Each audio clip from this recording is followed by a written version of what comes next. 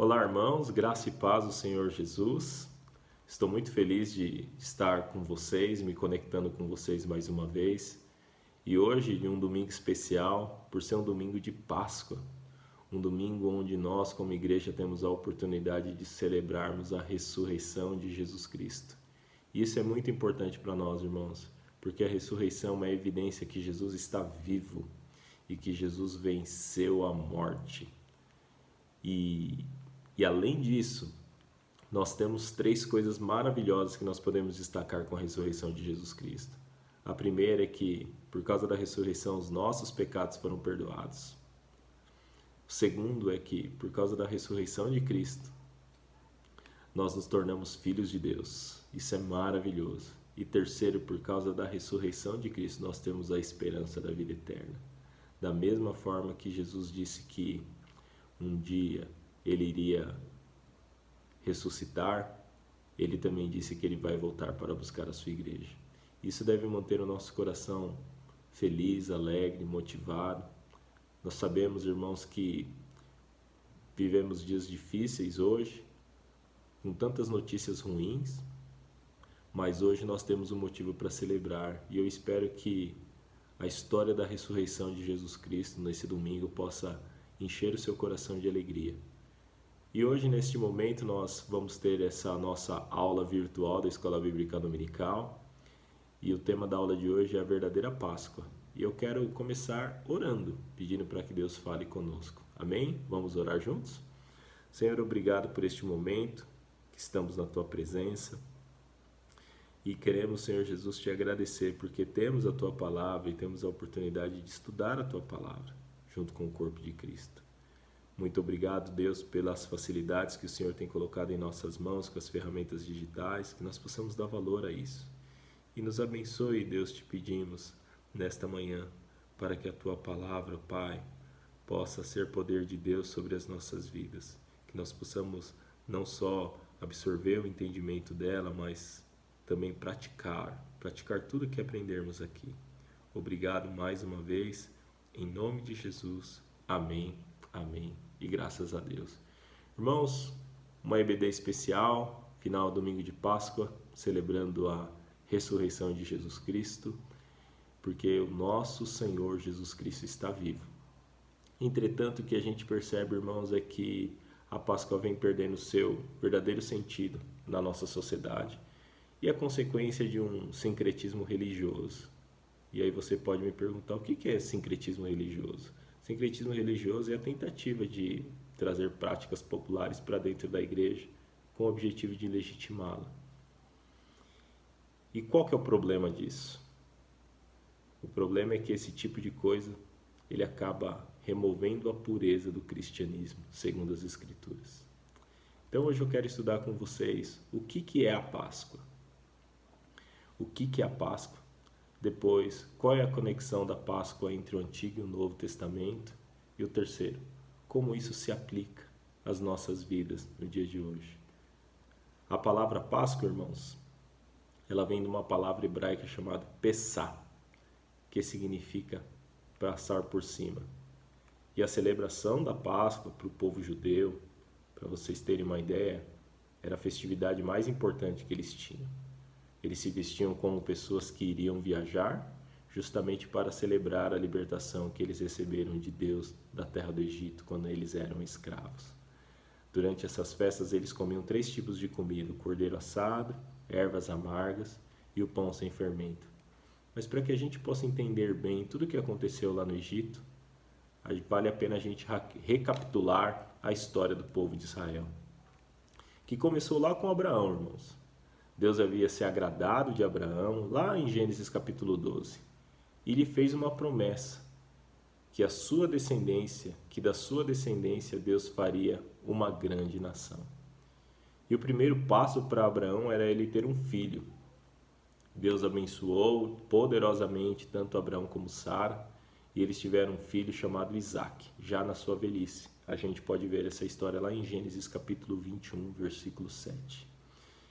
Isaque cresceu, casou-se também com Rebeca, sua esposa, e aí ele teve 2 filhos. A Bíblia inclusive relata que eram filhos gêmeos, Jacó e Esaú. Depois, através da linhagem de Jacó, Jacó casou-se com duas mulheres, a saber, Lia e Raquel, e com essas duas mulheres, Jacó teve 12 filhos, e que no futuro esses 12 filhos se tornariam as 12 tribos de Israel. Nós podemos ver esse relato da história dos seus filhos, do nascimento dos seus filhos, lá em Gênesis 29, versículo 31, até Gênesis 30, capítulo 24. Os seus filhos cresceram, esses meninos cresceram. Imagine uma família com 12 homens. Os filhos de Jacó cresceram e por uma animosidade dos irmãos contra José, e José, que era o filho preferido de Jacó, aqueles irmãos resolveram cruelmente vender José para um grupo de ismaelitas que estavam indo para o Egito.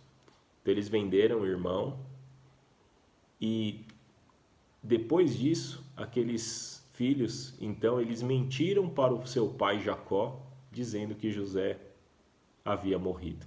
Muito triste essa parte da história, né?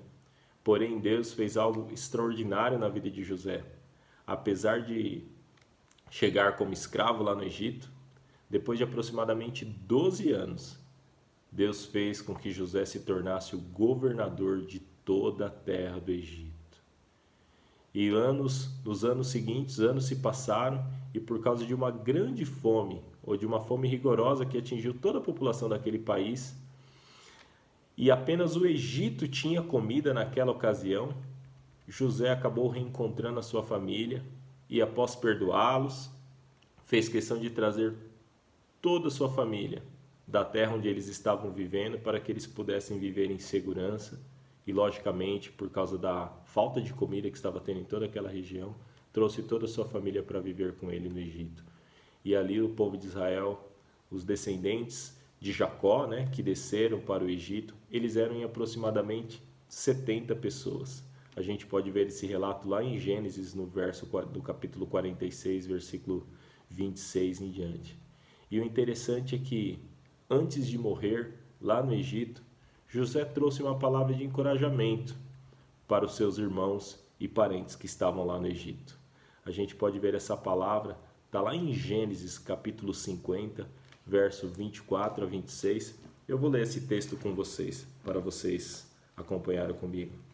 Gênesis capítulo 50, verso 24 a 26 diz o seguinte: Antes de morrer, José disse a seus irmãos: Estou à beira da morte, mas Deus certamente virá em auxílio de vocês e os tirará desta terra, levando-os para a terra que prometeu com juramento a Abraão, a Isaque e a Jacó.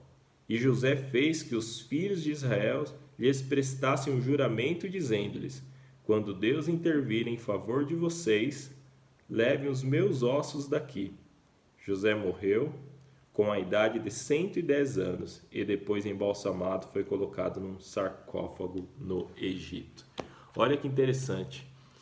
E o ponto é que o povo judeu, eles não imaginavam, entretanto, que a saída daquela terra do Egito seria algo dramático, porque o tempo se passou, veio um faraó, aquele faraó que gostava muito de José morreu, e o novo faraó que assumiu o posto não se lembrava de José, não conhecia José, e além disso ele percebeu que o povo de Israel estava se multiplicando e crescendo de uma forma assustadora. Ficou preocupado em caso houvesse uma guerra, aquele povo pudesse se rebelar contra ele, se juntando ao exército inimigo. Então ele tomou uma decisão, que ele iria escravizar aquele povo. Então o povo de Israel foi submetido a uma escravidão por 430 anos. Muito tempo, né, irmãos? 430 anos. Mas interessante, irmãos, é que quando nós voltamos na história de Abraão, por isso eu citei ela para vocês, lá em Gênesis capítulo 15, verso 12, Deus já havia falado para Abraão que os seus descendentes seriam escravos numa terra do Egito, numa terra que não lhes pertenceriam. A gente pode ver isso lá em Gênesis capítulo 15, verso 12 a 14. Eu vou ler para vocês. Gênesis capítulo 15, do verso 12 ao 14. Ao pôr do sol, Abraão foi tomado de sono profundo, e eis que vieram sobre ele trevas densas e apavorantes.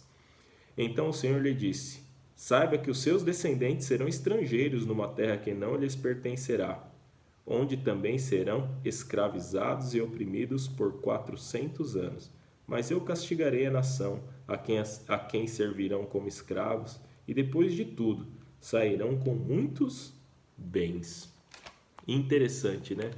Lá no início, quando Deus havia falado com Abraão e dado a ele e feito ele uma promessa, Deus também já havia dito que os seus descendentes seriam escravos numa terra que não lhes pertenceria.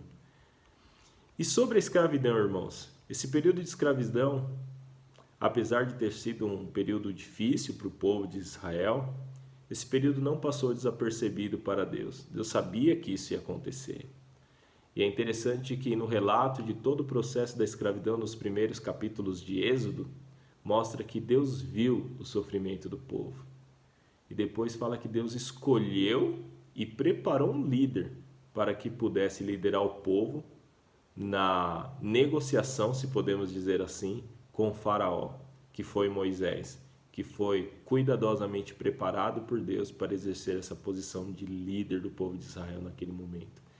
E Deus também definiu uma estratégia para que o povo fosse liberto. Deus realizaria as suas maravilhas, que seriam vistas através das pragas que ele, então, derramou contra o Egito. E apenas depois disso, ou seja, apenas depois de derramar todas as pragas, Deus já havia dito que Faraó iria libertar o povo. Foram no total 10 pragas, irmãos, que Deus derramou sobre o Egito.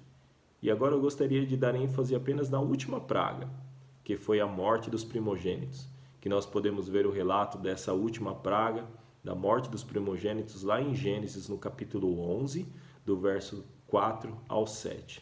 E para o povo de Israel, irmãos, Deus deu uma orientação muito importante para eles, durante o derramamento dessa última praga, do que eles deveriam fazer. E a orientação que Deus deu para o povo de Israel era que eles deveriam celebrar a Páscoa. E essa Páscoa está descrita, que foi a primeira Páscoa, está descrita lá em Gênesis capítulo 12, e eu recomendo que vocês façam a leitura de Gênesis capítulo 12 comigo. Eu irei ler com vocês. Se vocês puderem pegar a Bíblia de vocês, Gênesis capítulo 12, está escrito assim: O Senhor disse a Moisés e a Arão no Egito: Este deverá ser o primeiro mês do ano para vocês. Digam a toda a comunidade de Israel que no 10º dia deste mês todo homem deverá separar um cordeiro ou um cabrito para a sua família, um para cada casa. Se a sua família for pequena demais para um animal inteiro, deve dividi-lo com o seu vizinho mais próximo conforme o número de pessoas e conforme o que cada um puder comer. O animal escolhido será macho de 1 ano, sem defeito, e pode ser cordeiro ou cabrito. Guardem-no até o 14º dia do mês, quando toda a comunidade de Israel irá sacrificá-lo ao pôr do sol. Passem então um pouco do sangue nas laterais e nas vigas superiores das portas das casas nas quais vocês comerão o animal. Naquela noite comerão a carne assada no fogo, com ervas amargas e pão sem fermento. Não comam carne crua, nem cozida em água, mas assada no fogo.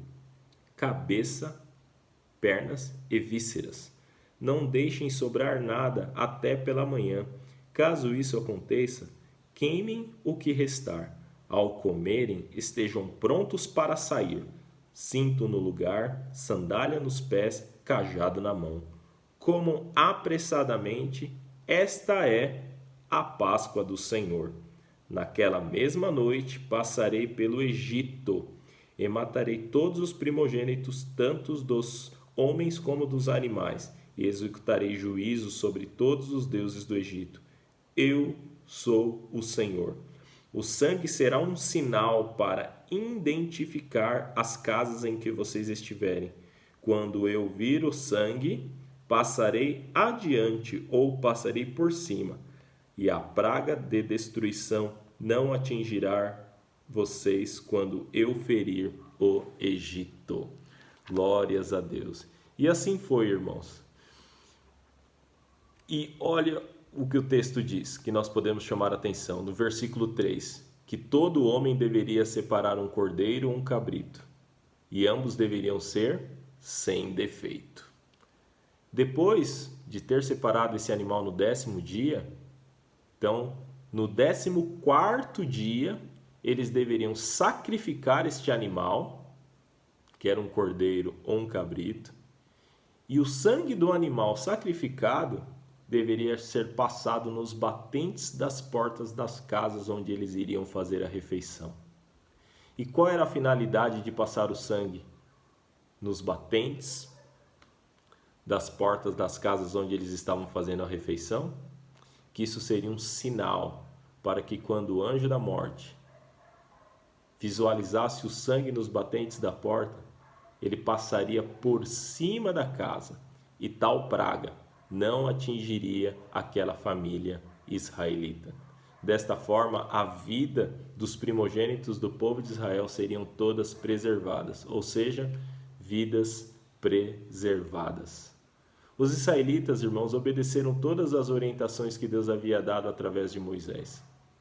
E a consequência de terem obedecido foi que tudo se cumpriu como Deus havia dito. Houve morte dos primogênitos em todo o Egito, um pranto imenso em todas as famílias do Egito. A vida dos primogênitos israelitas, todas elas foram preservadas. Todos os primogênitos israelitas, a vida deles foram preservadas, foram poupadas ou foram protegidas da morte. E finalmente, para o povo de Israel, libertação da escravidão do Egito. Glórias a Deus. E aí, irmãos, dando um salto dessa história tão gloriosa de preservação das vidas dos primogênitos e libertação do povo da escravidão, dando um salto lá para o Novo Testamento, a Páscoa, ela fala sobre outro sacrifício. A Páscoa, ela do Novo Testamento, ela fala do sacrifício que Jesus fez por nós na cruz do Calvário. E aí eu quero ler com vocês Mateus, quero convidá-los a abrir a Bíblia de vocês lá em Mateus, capítulo 20, verso 17. Isso vale a pena nós lermos porque foi a primeira vez, foi uma das vezes que Jesus disse para os seus discípulos o que lhe aconteceria quando ele fosse para Jerusalém.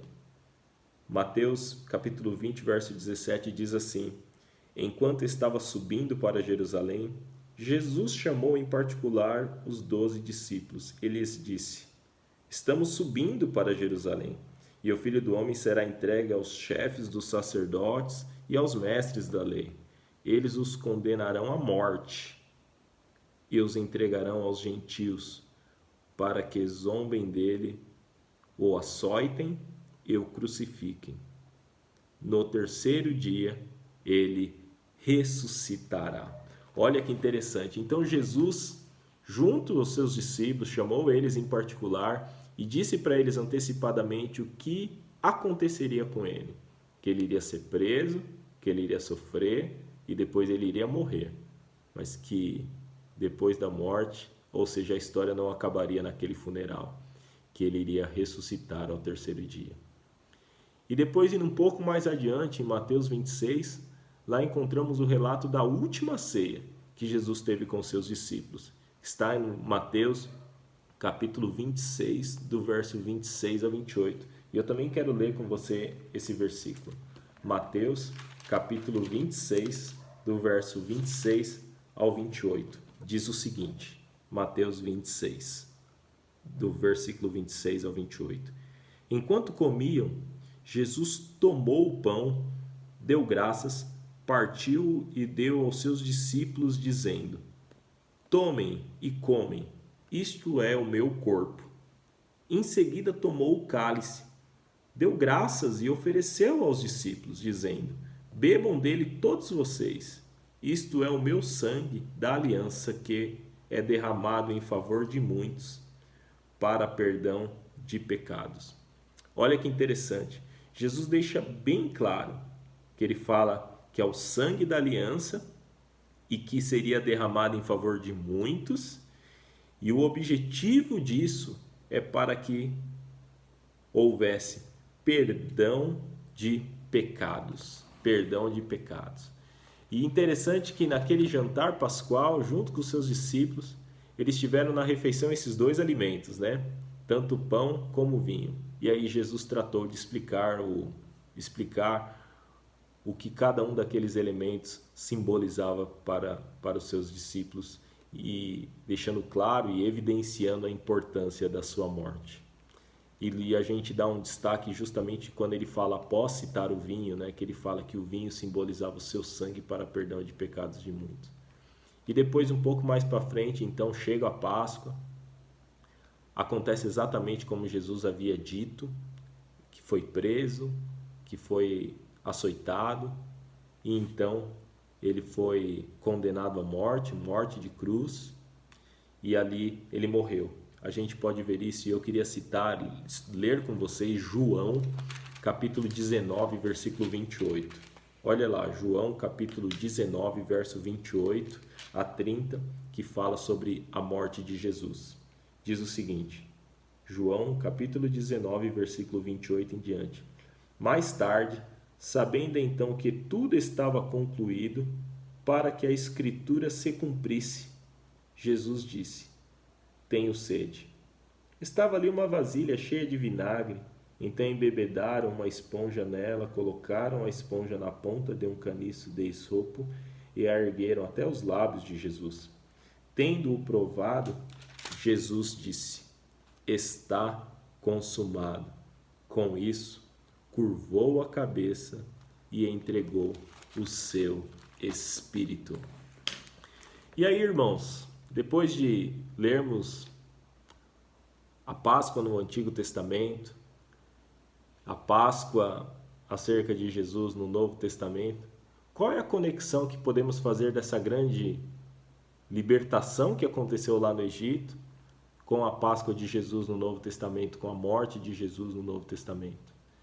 Enquanto lá na Páscoa, irmãos, enquanto lá na Páscoa do Novo Testamento, o sangue daquele cordeiro sacrificado, sem defeito, foi uma maneira que Deus estabeleceu para livrar os israelitas do anjo da morte, preservando as suas vidas e proporcionando libertação.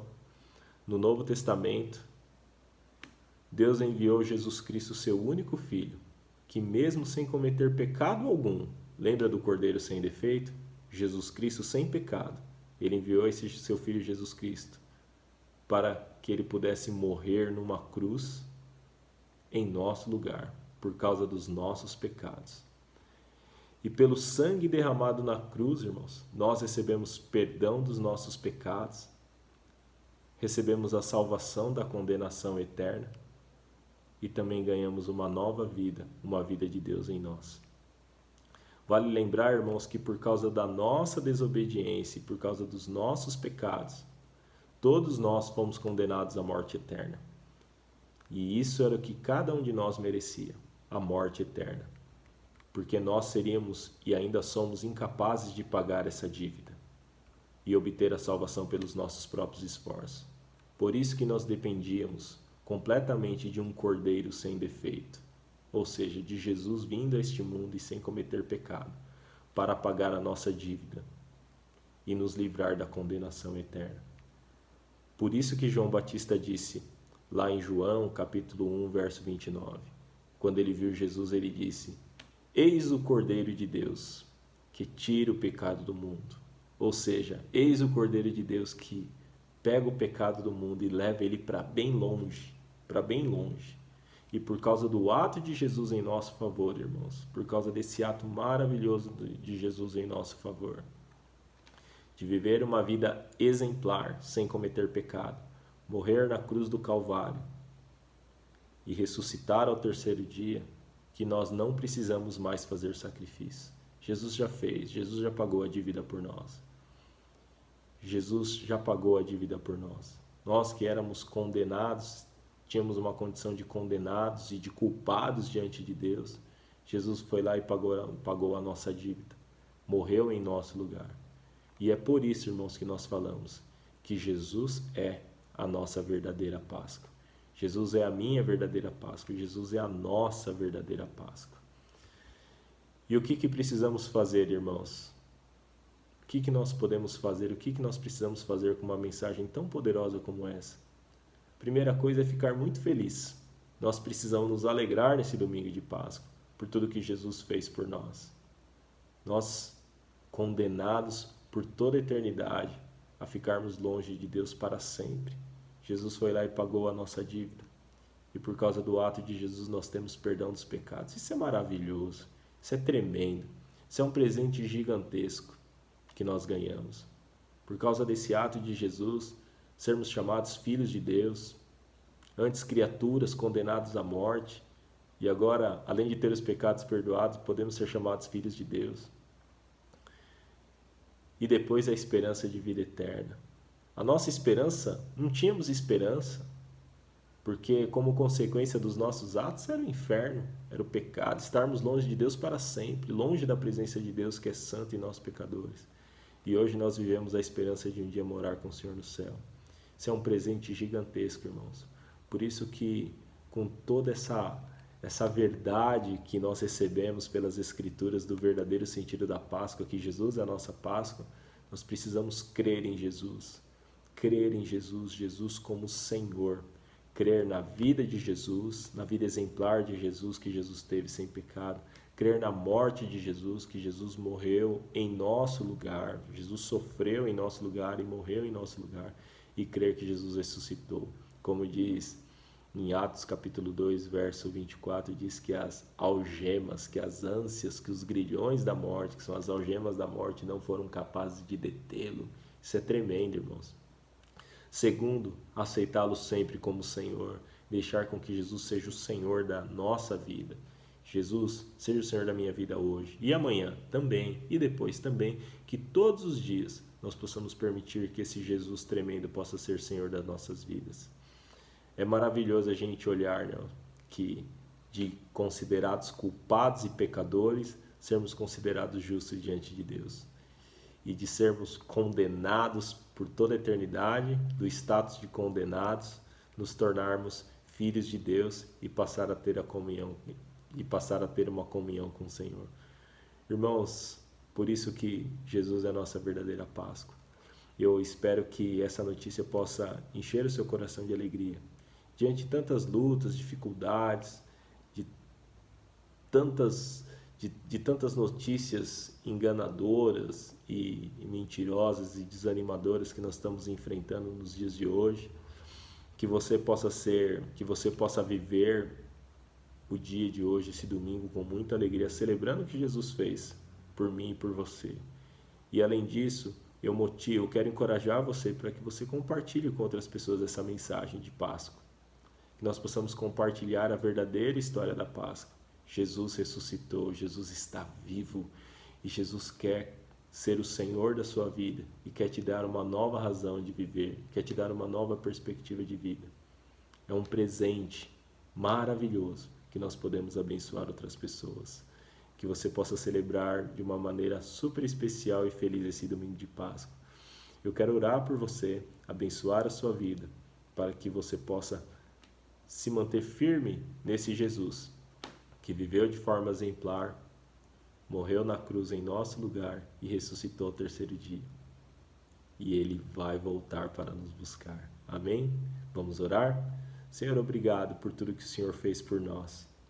Deus, há pouco mais de 2000 anos, o Senhor demonstrou seu amor por nós mais uma vez.